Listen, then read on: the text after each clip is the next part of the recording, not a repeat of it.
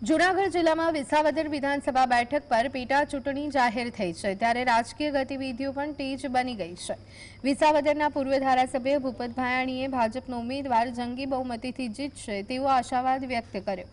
તેમણે કહ્યું કે સરકાર અને ભાજપના આગેવાનો દ્વારા લોકોના અનેક વિકાસના કામો થયા છે।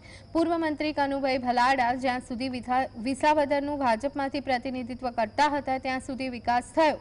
2012 પછી સતત વિપક્ષના ધારાસભ્ય ચૂંટાવાના કારણે વિસાવદર વિકાસથી વંચિત રહી ગયું, પરંતુ આ વખતે કમળ ખીલે તેમ છે।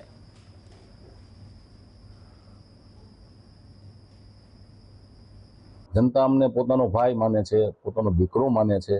छेवाडाना घर सुधी अमे स्थानिक स्वराज्यमां 20 वर्ष सुधी लोकोनी सेवा करी होय, जनतानी सेवा करी होय तो लोको अमने ओळखे छे, जोवे छे, जाणे छे અને એક પરિવારની ભાવનાથી અમારી સાથે જનતા રહે છે।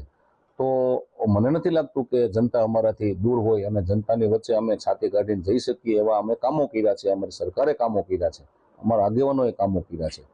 તો મારા રાજકીય ગણિત મુજબ ન ભૂતો ન ભવિષ્ય એવી વોટિંગ લીડથી ભારતીય જનતા પાર્ટીના ઉમેદવાર અહીંથી ચૂંટણી જીતવાના છે અને જનતા એમને જીતાડવાના।